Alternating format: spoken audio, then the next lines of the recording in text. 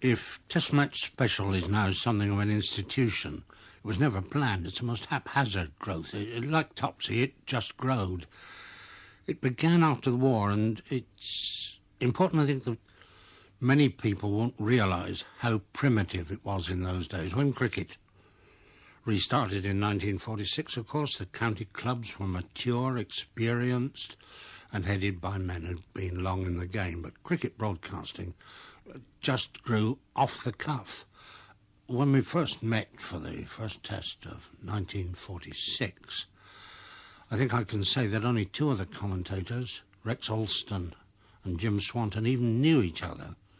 The rest of us were a rag-bag of Indians, Englishmen, journalists, odd broadcasters. I myself had been sent only because I was working in the Eastern Service as a poetry producer. I had played some cricket, pretty badly, I may say, and they thought that I'd get the names of the Indian players right. It's the only reason I was ever there.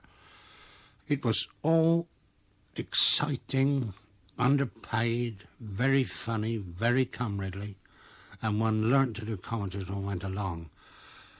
It was realised that before the war, even as eminent a person as Howard Marshall, one of the greatest of all broadcasters, wasn't let into Lord's to broadcast, and some of the best summaries he ever put out were done from a house in St John's Wood Road. So after the war, there was all the way to go for cricket, and you could guess that if you saw the kind of place they put the commentators in. It was a tiny balcony at Lord's, a couple of huts at the Oval, 2 huts at Trent Bridge, which suddenly grew to 3, to our great excitement one year, until we found it had been set up by an Australian commercial broadcasting undertaking and that they'd got the best commentary position in the world, or in England anyway. Manchester, well, the little box there was perched on the wall at the Warwick Road end.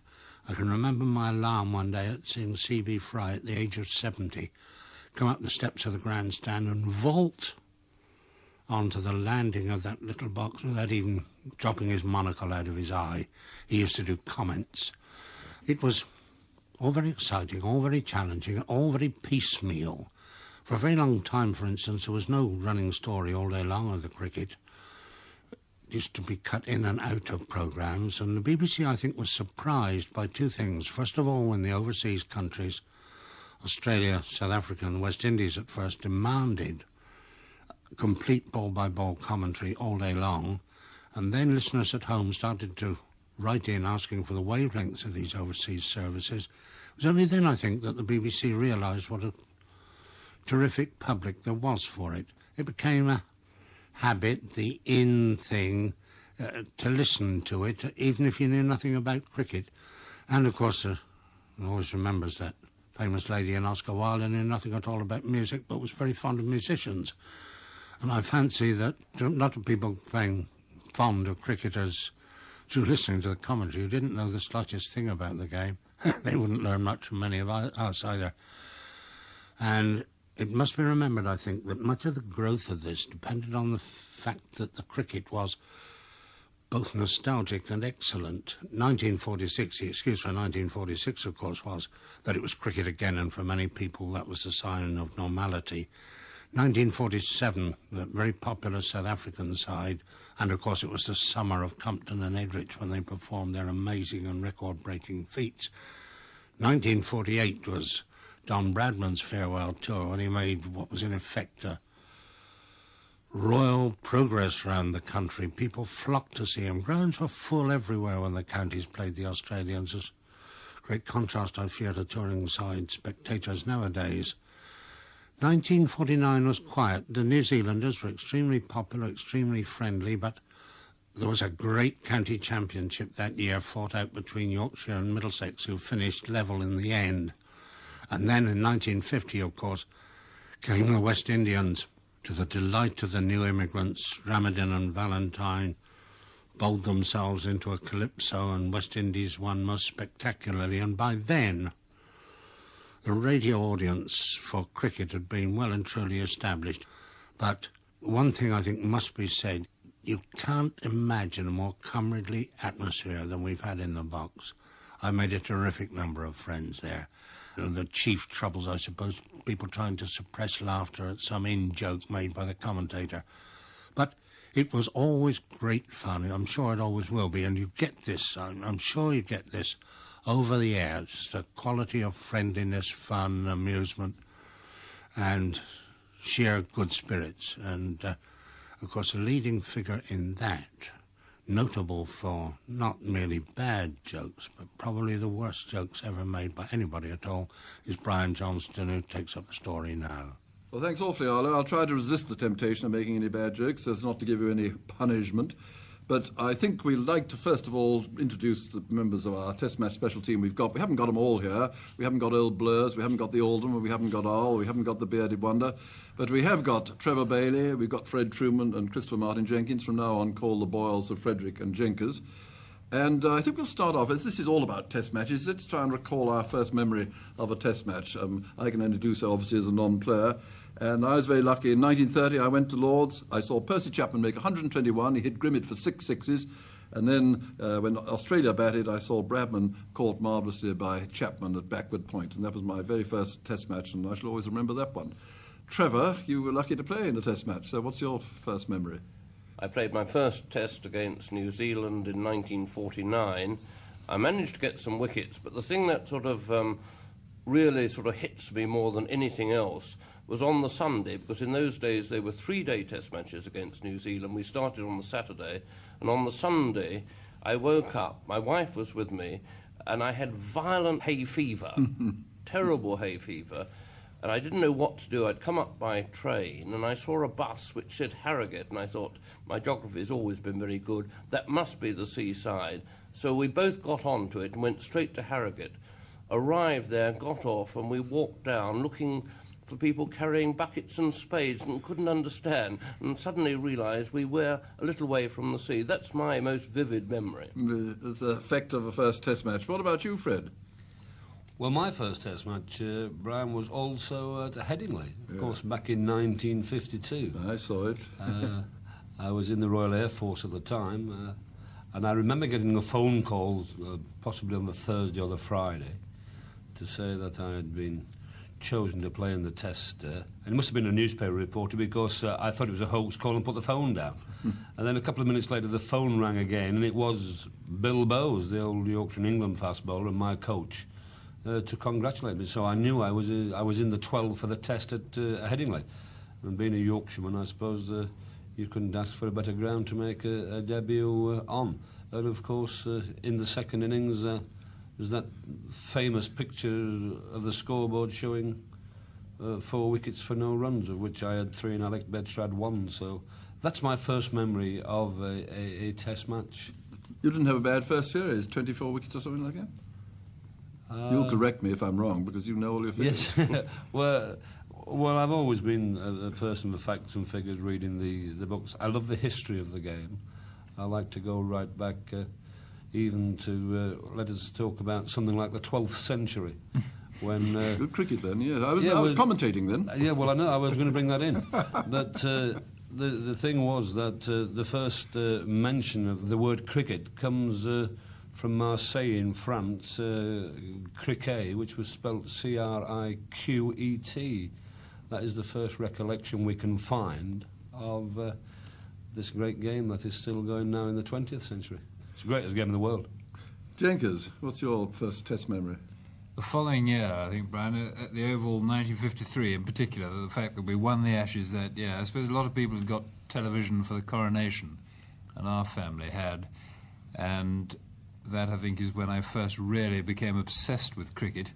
And that particular match, with England winning the Ashes after that long time of Australian domination, Laker and Locke, in the early years of Surrey's control of the county championship, they bowled Australia out in the second innings. And then I remember your commentary, in fact, with Arthur Morris being put on by Lindsay Hassett at the end, and Dennis Compton hitting the winning run. 2 balls to go this over from Morris. 4 runs to get. No, is it the Ashes? Yes, England have won the Ashes. Wonderful moment for an enthusiastic schoolboy. Yes, he swept him once, which looked like being 4, but the claw, Alan Davidson, remember, stuck out a hand and stopped it. So all the crowd had to rush back again, and then the next ball he did sweep it. Whether the ball, I don't know, Trevor, you were playing, did it ever get to the boundary? We don't know, really, because the crowd came on. I don't think anyone really knew or really cared. By that time, we were home and dry. The Oval produces marvellous games, I suppose often because it's the final one and everything. But if we go back to 1948, which of us saw the great Bradman in 48? You played against him, Trevor. I played against the Don 3 times.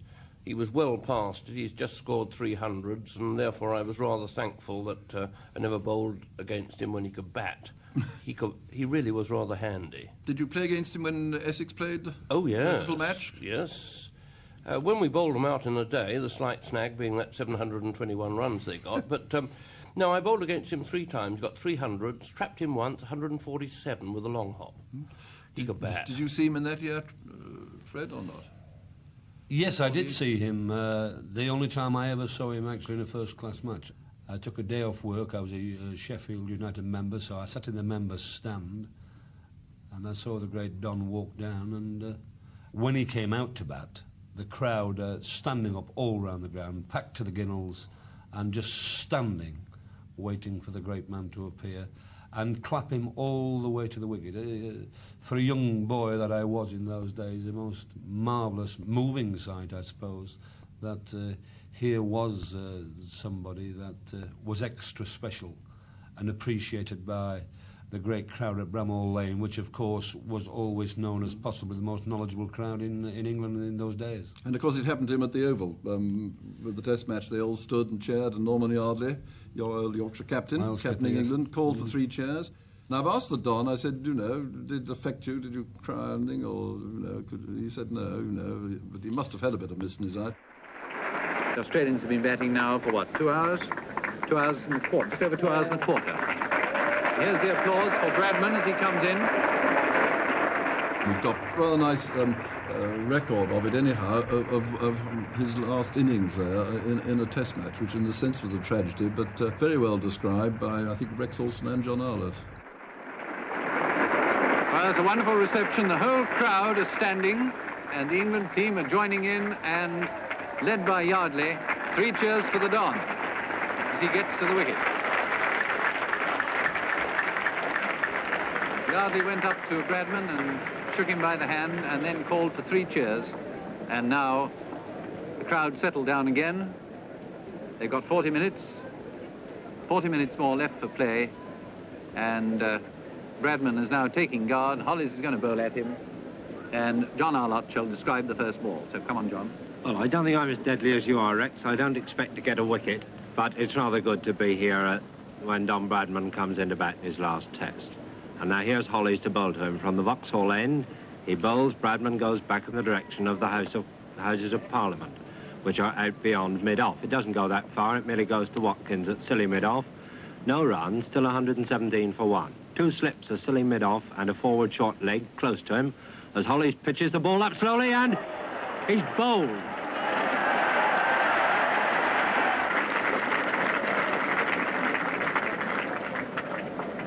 Bradman bowled Hollis not. Bowled Hollis not.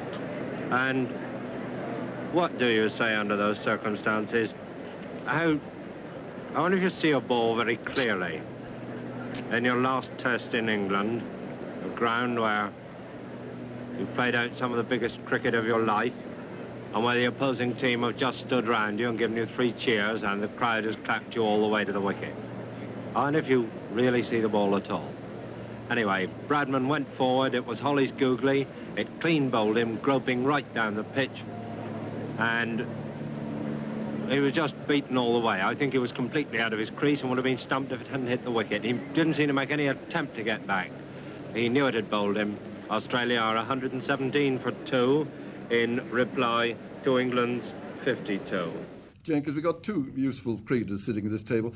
Just look back and say what you thought of them as cricketers when you first took an interest in cricket. What do you think of, as Bailey, when you used to hear of these great innings and how he saved England at Lords and so on? Well, I think, honestly, to be honest, Trevor I remember more as a bowler because of his lovely action, and Fred, both of them had classic actions, slightly different, but both glorious actions. I remember all sorts of things about Trevor. One tremendous catch he caught in the gully, I think it was, against New Zealand. I don't know if he remembers that. Fred's fielding at short leg, his hitting, and of course Trevor's sterling defence. I mean, both of them could do a bit with both bat and ball, but above all, I think they're superb actions. Well, the sterling defence, yes, in 1953 at Lord's. I think you went in at 12:42, and I think you were out at, as if I didn't know, 5:50, I think, in the evening. And I always remember the look on your face, because you skied a ball, I think, towards mid-off, and you looked up into the heavens and you were saying something. It was a very silly shot. It was off Richie Benno, and I'd gone through all the difficult part, and I got myself out playing an extravagant shot, which was simply all wrong. But it was an interesting day, because the thing that irritated me was coming up with my wife from Southend by train, and I got one or two of the daily papers with us, and they'd all written us off before the day had even started. Now, I don't mind being written off, but I hadn't even gone into bat then. I thought that was overdoing it a little bit, so I was a little bit anti, because Compo was still there. Dennis was batting with Watson at the start of the day. I came in next. And we stayed there. I think the Australians made a mistake in how they handled their bowling. And the thing I remember most about that day was my wife's hat, and also the fact that I ate Willie Watson's lunch as well as my own. I've always eaten pretty well. Would you advocate that for a batsman who's not out at lunch? Well, it suited me. I've always been a hungry sort of individual. Well, what's coming through to me is that he didn't have a car, did he? Because he went by train to Lord's and he went by bus to Harrogate. Cricketers couldn't afford cars in those days. Professional amateurs. I didn't drive very well. Well, you don't drive very well now. But Very good off the back foot or forward defensive. Yes, You never drove well. I quite agree. We're talking about the bowling. Then we'll talk about Fred's batting as well, because a slight contrast, Trevor Bailey. There was one occasion, Fred, I think, where you actually hit a few sixes at Lord's. You were playing against the West Indies and you hit that Ramadin, who a lot of people found very difficult to play, and you did hit him for 3 sixes. But you just listen to Rex Olsen describing it. 406 for 9. Ramadin bowls to Truman, a tremendous high hit, and it's very nearly a 6. It is a 6. Into the crowd at long on.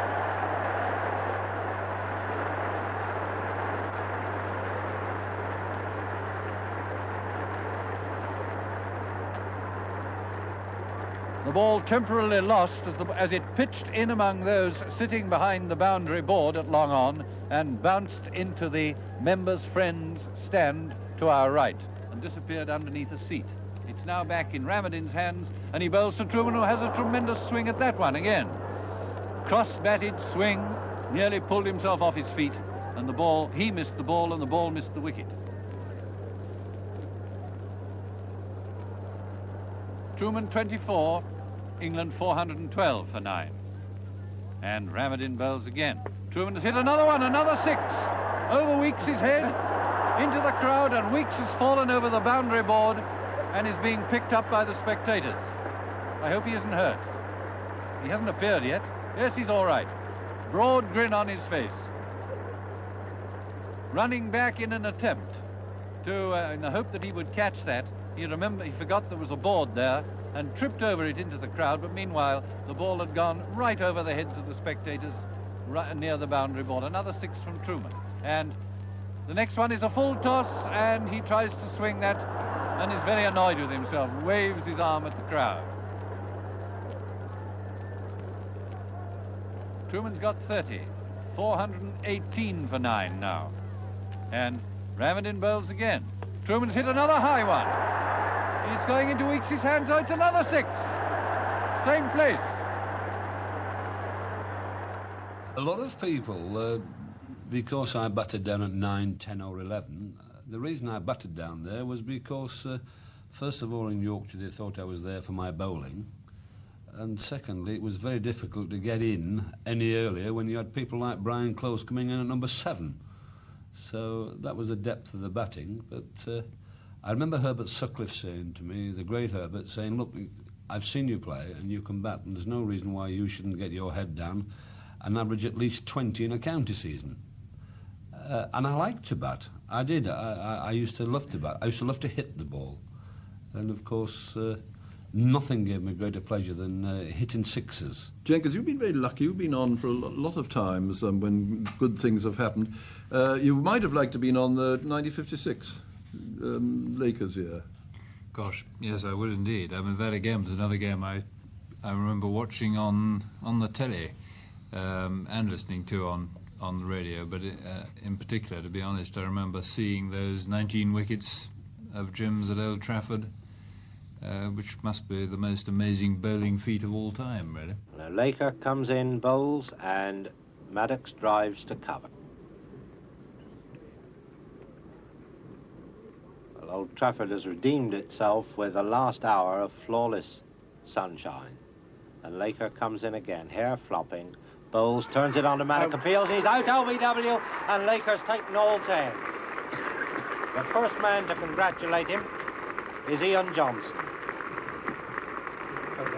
And England have won by an innings and 170, and Laker has taken all 10 wickets for 53 in the second innings, all 10 for 53. Now, for statistical necessity, if I may use the phrase, I'm going to read you today's scorecard. Play started at 20 minutes to 12 with Australia 84 for 2. Then MacDonald caught Oakman, bowled Laker 89. Craig LBW Laker 38. Mackay caught Oakman, bowled Laker 0. Now here's the avenue forming up for Laker there as May pushes him ahead to go in first into the pavilion. All the members standing, waving their scorecards, standing up on the balcony, leaning down and applauding him. As he runs up the pavilion steps, in through that crowd, and is followed into the pavilion. And there are friends of mine who said they weren't going to come today. They thought it'd rain. Well, I admit it did look as if it was going to rain. They missed a very great piece of bowling. Unbelievable, really. And Oh, it has to be, yes. At the end of the game, I came in with Peter Richardson, and I said, you do realise, Peter, that we're never going to see this feat again. Because the remarkable thing, all right, it was very remarkable that Jim should get 19 wickets. The thing that I couldn't understand was how a bowler as good as Tony Locke at the other end could only get one. And that, to my mind, was the most fascinating thing about the whole lot, because it was turning square from the word go. And Lockie liked getting wickets. There was no generosity there. He wasn't not trying to get wickets. He was trying desperately to get wickets. And he only got one. And that, to my mind, is the most fascinating thing about the whole operation. the other thing was that Jim Laker, after he got his 10th wicket, went and collected his sweater from the umpire. No one jumped on his back and kissed him, and they more or less all walked off. I know they then formed a lane for him to go through. There was no kissing in those days. I was 12th man, actually, in that match. And Alan Oakman, he caught 5 or 6 catches, Alan Oakman, at short Very leg. useful.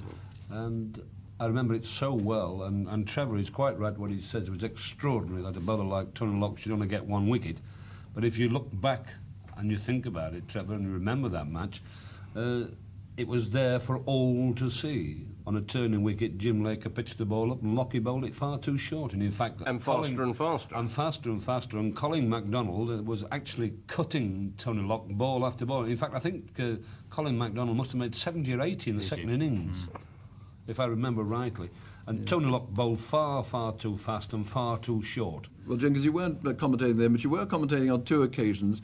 I must say, when Earl Jenkins gets going in the box and something exciting happens, we put cotton wool in our ears because he does sometimes go over the top. There's a marvellous occasion in 1981 at Edgbaston. There was an occasion, I think, when Botham, wasn't it, took 5, 11 or something. I think we really must listen to this bit of commentary. Up comes Botham now. He bowls to Alderman. 121 all out, Australia. England have won by 30 runs. 29, thanks, Bill, sorry. 29 runs, and the stumps are uprooted by the players as souvenirs. The disconsolate figure of Rodney Hogg is lost amongst a sea of spectators as he is the last player to leave the field. A tired-looking Dickie Bird is even behind him. and the spectators come on like ants round a tasty bit of meat. The meat in this case being the pavilion where the ants will gather now to cheer their heroes. An incredible spell by Ian Botham has finished off Australia. He's taken 5 for 11 in the last...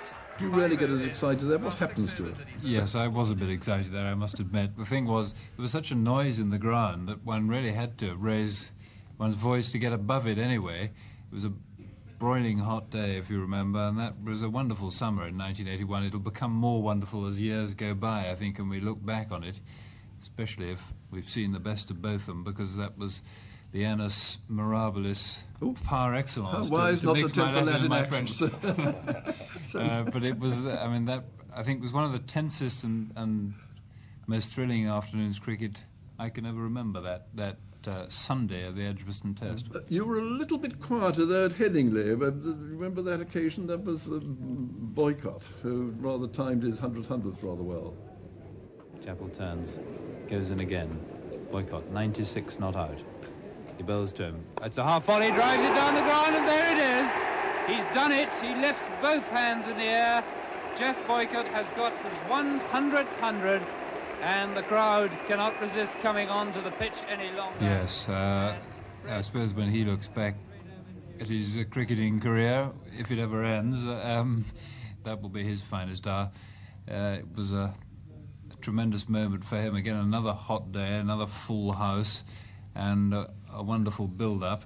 And I remember that he was perhaps a little bit lucky to get the benefit of the umpire's doubt, playing a ball down the leg side to Ray Bright. Having to survive that appeal, it seemed inevitable that he was going to get his 100 before his home crowd. Because 1981 was an incredible year, starting that amazing match at Headingley when everything seemed lost. And I shall never forget the moment when Dilly joined Botham, and it looked as if they were just going to go and slog and just get out fairly easily and give the game up. But somehow it all came off, and the result that Botham scored the most magnificent 100, and of course England in the end won by 111 runs, something like that. But his 100 must have been one of the greatest innings I've seen in Test cricket. Can he get this one run? It's Lawson bowling to him, and Botham swings it, and it's 4 runs, it's 4 more, and he's 100. He swung it at that one, it went flying through the gully in the air, but now Botham reaches his 100, he's at 103, and well played. And he gets a handshake from Chris Old, and he'll get a few more when he gets inside the dressing room. The players outside there on the veranda are all applauding him, and 103 now, and it's 288 for 8. And he faced 87 balls, took 155 minutes, hit 1 6 and 19 fours. And I'll leave further commentary on that. Well, it was a magnificent century. I mean, what more can you say? Well, you've written, you've read out the figures. It came quickly. It came in most spectacular fashion. It contained some wonderful shots. We shan't see a better 100 this season. In fact, we shan't see a much better 100 for a number of seasons. It was a superb innings. It's the best innings I've personally ever seen Botham play, sort of in context and everything. It was a wonderful performance. Yes, it was a marvellous exhibition of hitting.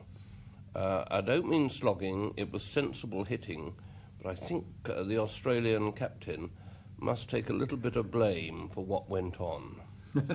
I also think that it was only a great innings from when he got to about 83. Mm.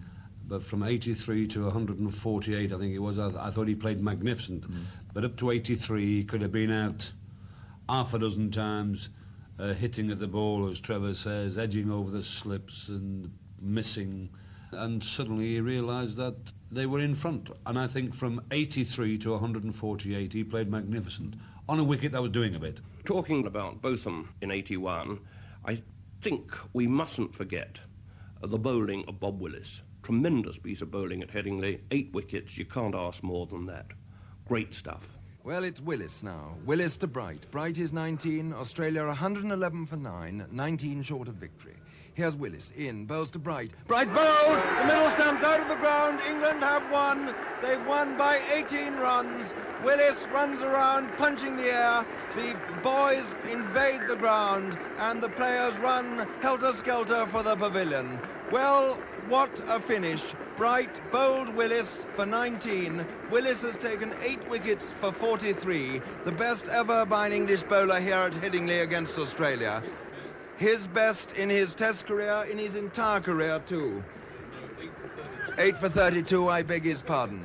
But a phenomenal performance by Bob Willis, and Australia all out for 111. England have won by 18 runs, and one of our friends will be collecting a princely sum from the betting tent. Trevor, what an end. Tremendous. A marvellous game of cricket, and a terrific swing back to England. Superb bit of bowling by Bob Willis. 8 wickets, you can't ask for more than that.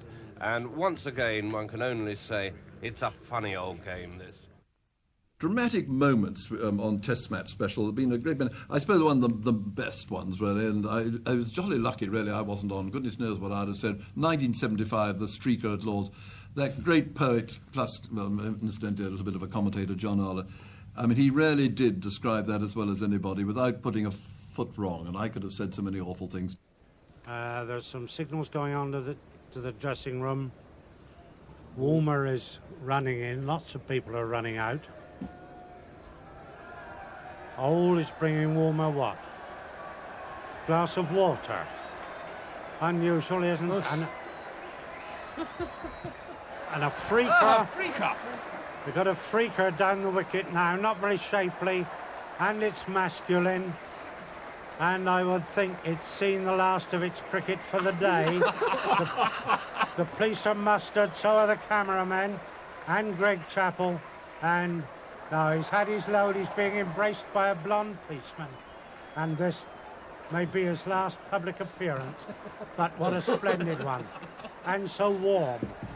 He flashed through the covers. Many, of course, have done this on cold rugby grounds, but this chap has done it before 25,000 people on a day when he doesn't even feel cold. And he's now being marched down in the final exhibition past at least 8,000 people in the man's stand, some of whom perhaps have never seen anything quite like this before. That was perfect. You were snorting in the background in the box, weren't you, Trevor? I was squeaking. Not shrieking, you squeaking. were the first person who spotted it. You came out with, you said it's a streaker. A freaker, No, you said a freaker. A freaker. Yes. Great moment, that, on the... other moments, there's a certain occasion in 1964 at the Oval. Truman with a bit of a scowl at the batsman.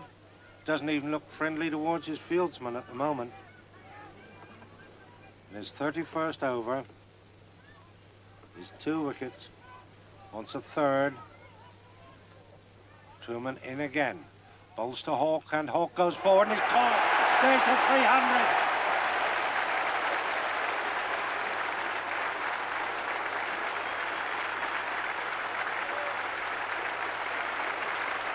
There was no nicer touch than Truman congratulating Hawke.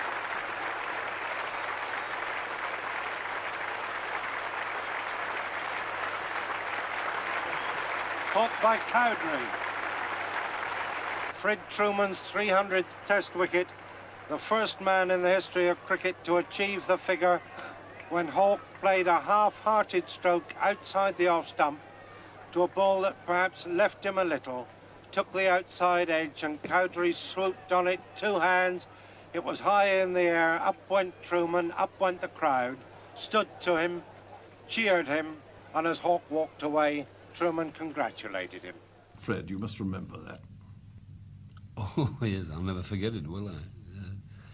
It was something, I suppose, that I'd never dreamed of, and something that the experts said could never happen. They said that nobody would ever get 300 Test wickets in their career, not even thinking about a fast bowler. I had either 2 or 3 catches dropped before it actually happened, and it's when I took the ball from the captain and bowled at the pavilion end, and things happened. And you literally did have to take it off Ted Dex. He wasn't going to let you bowl, was he? Well, poor old Ted, who I admire a lot. I think he was a great guy, Ted, but he seemed to have lost his way a little bit there. I think he was possibly going to put Peter Parfitt on, and I took the ball. I took the ball off him. Practically, I should think 95% true that I put myself on the bowl.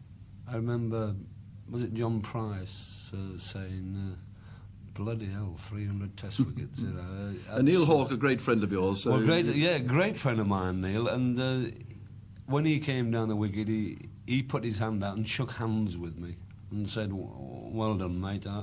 We'll have a drink after the match. And I said, yeah. And I gave him a bottle of champagne, actually, that I had a dozen bottles of champagne, and I said to Hawkey, you know, there's one for you, which not many people know. He still has in his sideboard at home in Adelaide in Australia to this very day. Never drank it, he just kept it.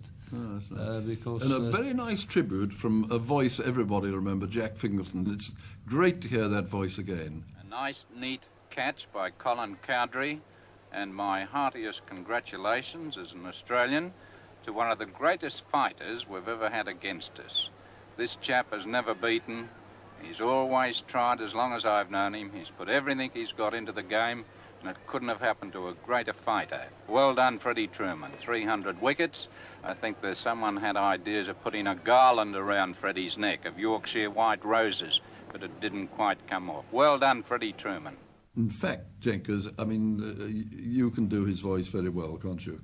Well, as a matter of fact, Johners, it's a long time since I've heard Jack Fingleton speak, but the very first broadcast I ever did was with Fingo in 1972 on Test Match Special. He was very good to me, and although he slowed up a little bit in his speech after that particular broadcast that he made in 1964, he was a lovely, warm character and a very fine batsman, and I remember him with great endearment.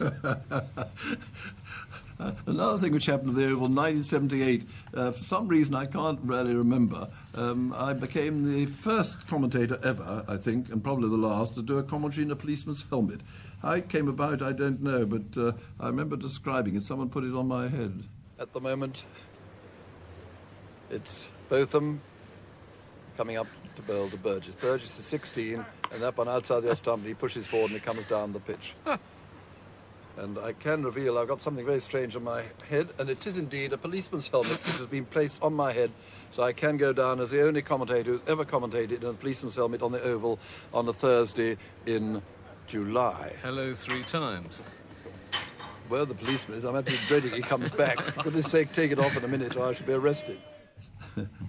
So strange things happen in the commentary box. We haven't mentioned very much dear old Blowers. Blowers who...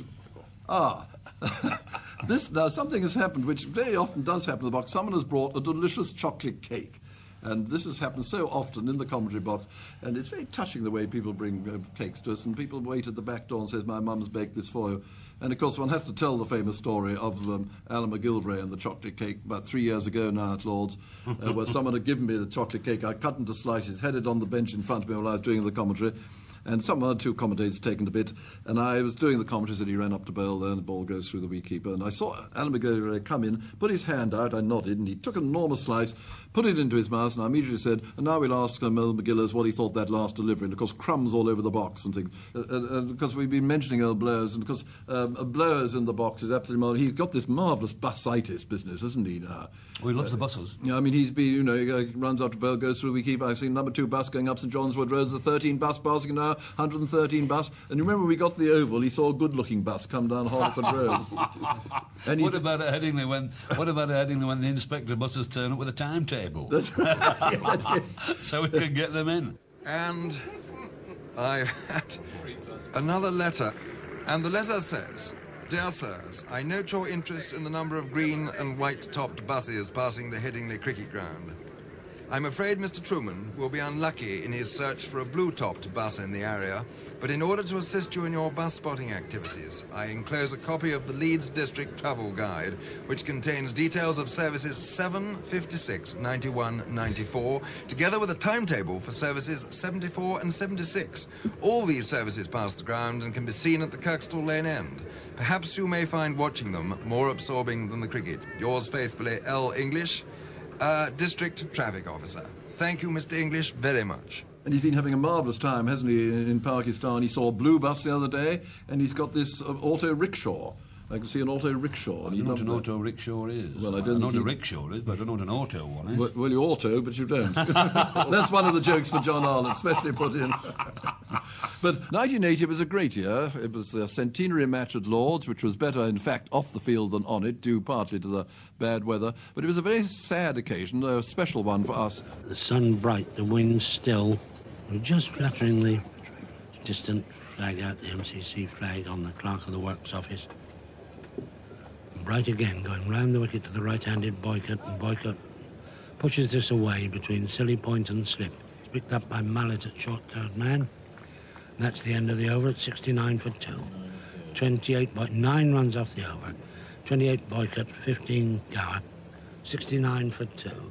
And after Trevor Beatty, it will be Christopher Martin Jenkins.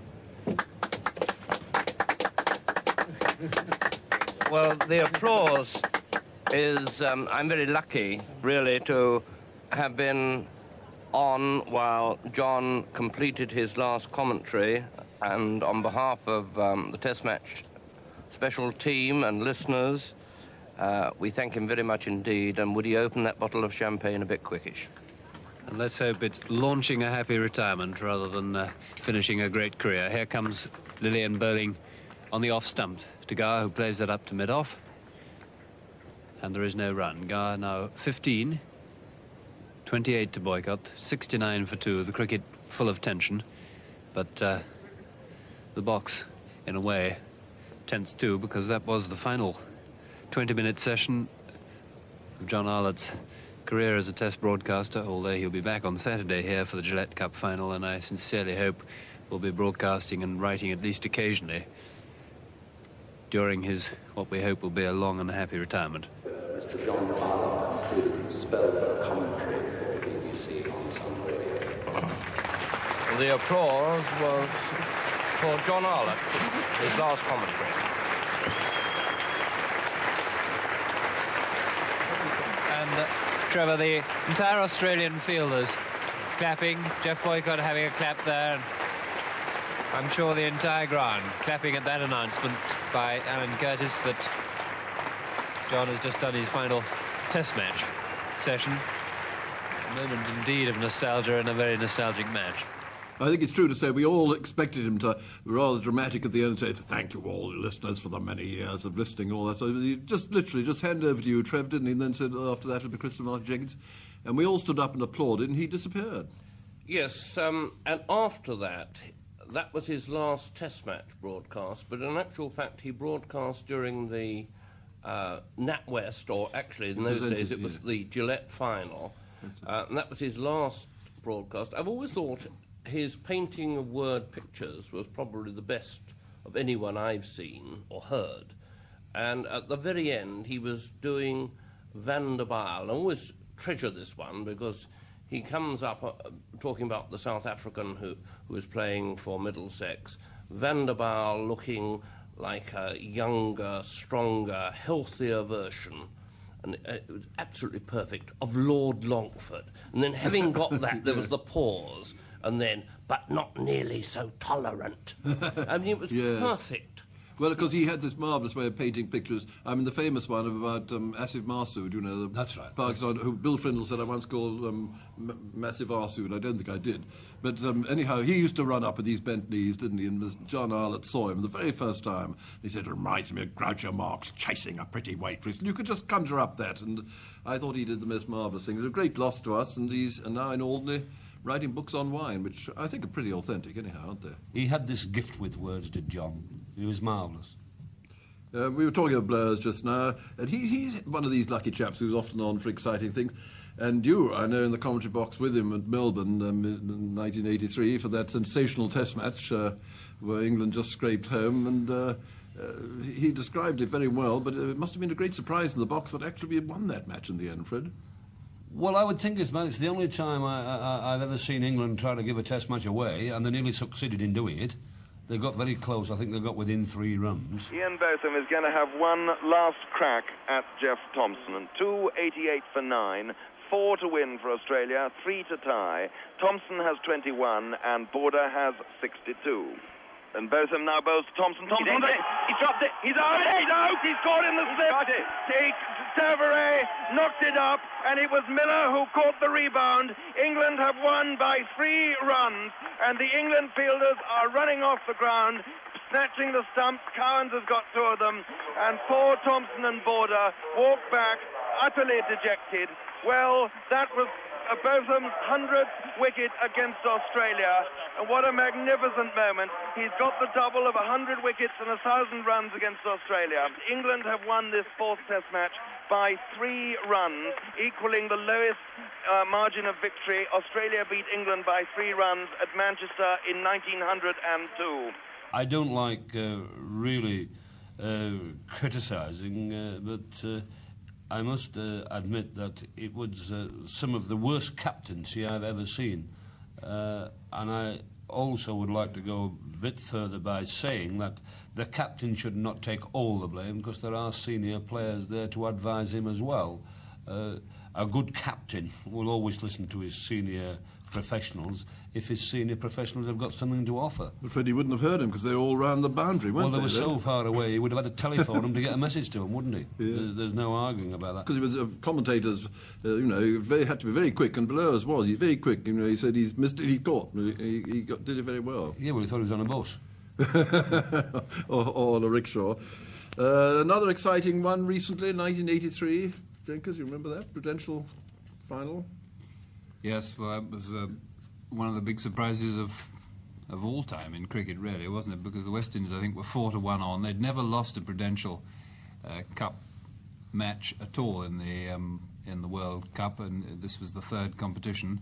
They'd come close to it in the first year when Pakistan ought to have beaten them, but Derek Murray and Andy Roberts had a remarkable last-wicket partnership. And then India didn't seem to have got nearly enough runs, and the West Indies, perhaps for once, overconfident, and a very dramatic result in the end. 140 for 9.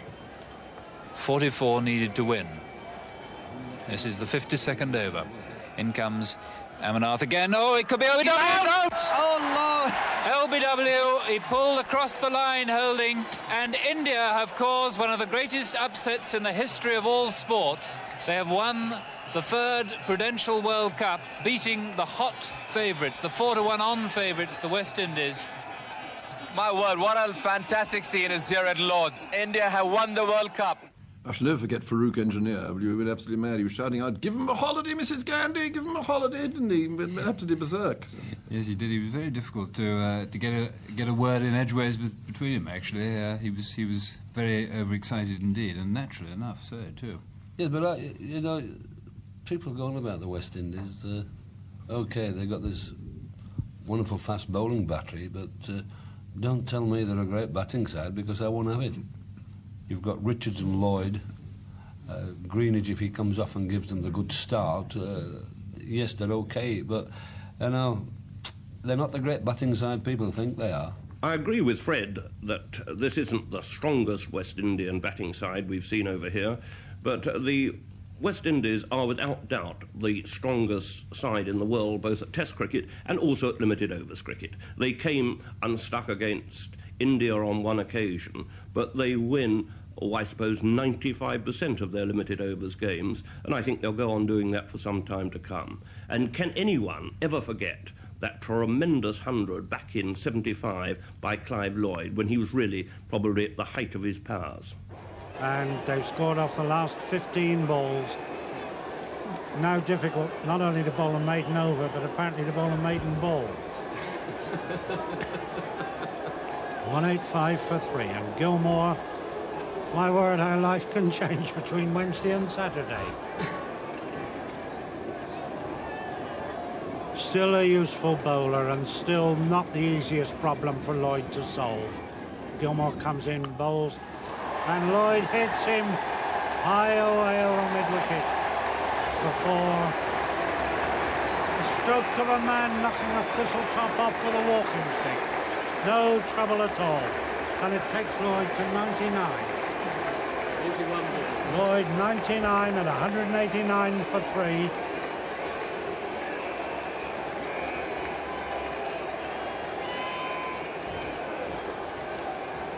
An umpire Bird having a wonderful time, signalling everything in the world, including stop to traffic coming on from behind. But he's left Gilmore in now, and he comes in, bowls, and Lloyd hits him into the covers. There's his 100. Ollie half fielded out there on the cover boundary, and the century is up, and the whole ground seething with leaping West Indian delight. Let's just reflect on funny moments either in the commentary box or out on the field. We haven't mentioned Jim Swanton, who played a big part in Test Match Special. And dear old Jim, there's so many jokes about him. I think one of the nice ones was at Trent Bridge, and he always used to have his field glasses round his neck, give his summary, which was very good, and he used to put them down on the desk in front of him and look up and say, I'll just give you the close-of-play score. And he did this at Trent Bridge once. He said, the most wonderful game, always remember all the details all my life. I think it's one of the greatest games of all time. And he took off his things, put them on the thing, I'll just give you the score, and he looked up and they'd switched off the electric scoreboard, and you heard the fingers snap like, is it boy, boy, boy, and the chap gave him the score, but he simply couldn't remember it, and one doesn't, in fact, after a cricket match sometimes remember the actual scores. And of course we do giggle a bit in the box every now and again. We had a bit of a giggle now making this recording. And I suppose the worst giggler is the alderman. And the most marvellous occasion, I don't know if you remember it, at Edgbaston, where we got the giggles about one or two matters, actually. I remember we were discussing the Chapel brothers, in fact, how it all started. And we were discussing Ian and Greg, and then we talked about Trevor Chapel. And I remember saying how Mrs. Chapel had helped them. She used to bowl to them in the garden. And then we said that Colin Cowdrey's wife also had helped all her boys, and that she'd taken 5 wickets against the Lure boys when she played the school. And we said that day her swingers were unplayable. And that set off the alderman. I don't know why he should laugh at that. And we then said, well, what about this Trevor Chapel? We don't know much about him, but there's one chap who does, and Earl McGillers, you see, because he knows all about the Australian people. And we looked round, and there was Earl McGillers going absolutely sort of flat out asleep like that. I pretended to save him embarrassment. He wasn't there. I said, oh, he's just gone out the box a moment. But he heard his name mentioned. He suddenly woke up and said, what do you want? And it was absolutely hysterical. The alderman ran out of the box and we really were about quiet for about 25 seconds. We were laughing so. The other time when John Arlott was on and another box of cakes and sweets had arrived for you, and you were just packing them ready to take them home for the deep freeze for the winter. And John Arlott said, it makes you sick, doesn't it? He said, why don't they send something substantial? He said, like a bottle of champagne, Fred. And I said, yes, I quite agree with you. And lo and behold, about an hour and a half later, there was a knock on the door, and there was the young boy in the livery, brown with the pork pie hat on and everything, delivering 2 bottles of champagne in an ice bucket, which somebody had sent from some store in London. And the following Monday morning, a parcel arrived from somewhere in France where they'd been listening to Test Match Special, and lo and behold, a bottle of very expensive champagne had turned up from there, listening to John and I commentating, which is absolutely incredible. Because we never drink it in the box, do we? No, we always go outside. That noise goes on sometimes. But, in a moment, I'm going to ask you just to give us your outstanding moments of all your cricket career, or either on the field or in the box and so on. But before we do, I think we ought to just pay tribute to the Lord's Taverners. We're all taverners, and they do most marvellous work for charity, and they play some very, very fine cricket. And these Sunday matches are the greatest fun in the world. I only go and umpire now. I'm not very good at that either, but they do a marvellous work. Smokes his pipe. And I think they deserve tremendous credit for what they do, and wish them the very best of luck, and thank them for all the help they've done with this recording. So I think we now will just ask everybody for their most outstanding moment. Jenkins, on the air, which was your happiest moment, perhaps? Well, you mentioned the taverners. It's sad to think that the original Lord's Tavern is no longer there, really. It was a great landmark in the early days when the game was played there. But my personal memory, apart from once hitting a 6 into the tavern... Oh, did you? ...is not of that, but of winning of the Ashes. I think that's the most exciting moment that any commentator could have to describe, any English commentator anyway, and the time I was on the air was in 1977, just before Randall turned his cartwheel because he'd taken the catch. And here's Hendrick again, running into bowl to Marsh, 63 not out. Marsh swings it high on the offside, Randall's underneath it, this could be the Ashes for England, he's caught it, they've won! The Ashes for England, Randall turns a cartwheel, The stumps are seized by the players, the crowd come onto the field, and England have regained the Ashes. Yes, he turned that cartwheel. The interesting thing is that no one took a photograph of it. They're all following the players back to the pavilion. And I wanted him for the front of a paperback I was doing, and we got him to do the cartwheel again at the Oval when they were practicing and put that one on the front. My moment, I'll take mine, then we'll keep the two pros for theirs after. I was again the Ashes. I was very lucky in 1953, and then, of course, in 1971, that marvellous one in midnight it was, I don't know, about 2 o'clock, 3 o'clock in the morning. We stayed open on Radio 2. And this was Ray Illingworth's team winning the Ashes in Sydney. And it was a great moment, and I always remember that catch by Fletcher at Silly Point. In comes Underwood again now to build a Jenner. Builds this through wide the crease, a quicker one. And he goes off bat and pad. He's caught. He's out caught. Underwood has got the wicket. He was caught there by Fletcher at Silly Point, and England have won the Ashes. England have won the Ashes back after 12 years. And Illingworth is being cheered off by his team. He looks as if he'll fall off at any moment, and a small boy runs round and pats him on the back, and the policeman tries to stop the small boy doing it, but the small boy has had his day.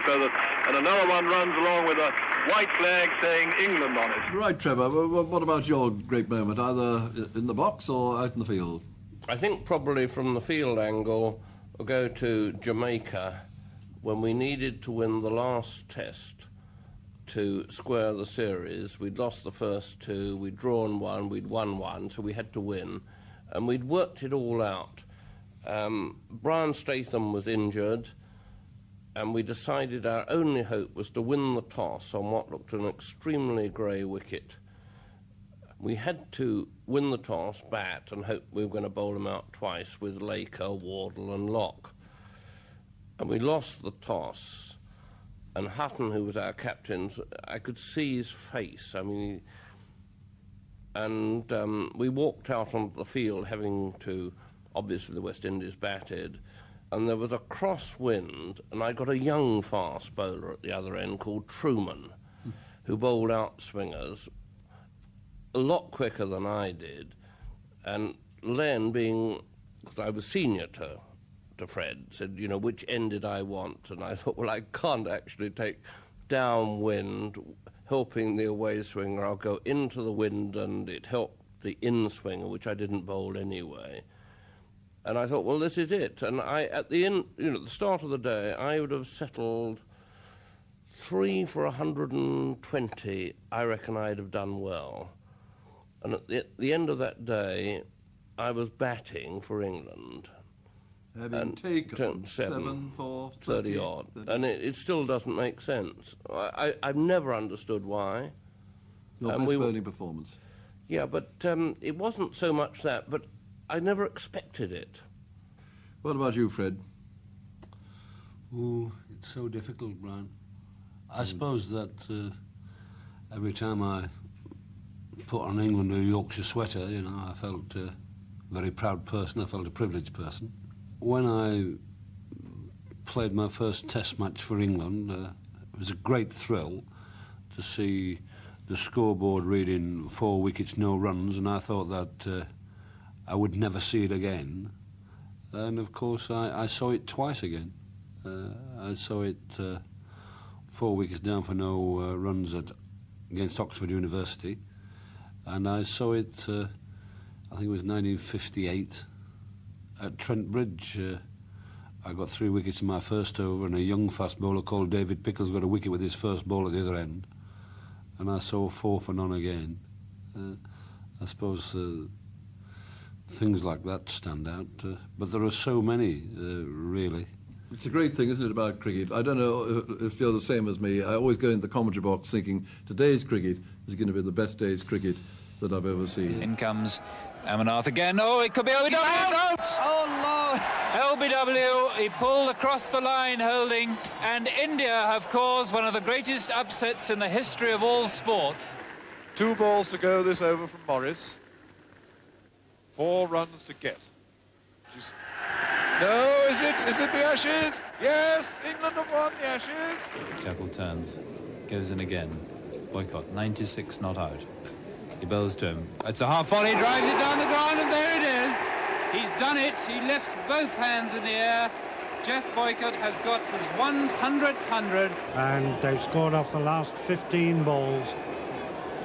Now difficult not only to bowl a maiden over, but apparently to bowl a maiden ball. Gilmore comes in, bowls, and Lloyd hits him high away over mid-wicket for 4. A stroke of a man knocking a thistle top off with a walking stick. And Botham now bowls to Thompson. Thompson, he dropped it. He's out. He's out. He's caught in the slip. Terveray knocked it up, and it was Miller who caught the rebound. England have won by 3 runs. And a freaker. Oh, freaker. We've got a freaker down the wicket now, not very shapely, and it's masculine. And I would think it's seen the last of its cricket for the day. Here's Willis in, bowls to Bright. Bright bowled! The middle stumps out of the ground. England have won. They've won by 18 runs. It's rather good to be here when Don Bradman comes in to bat his last test. 2 slips, a silly mid-off and a forward short leg close to him as Hollies pitches the ball up slowly and he's bowled.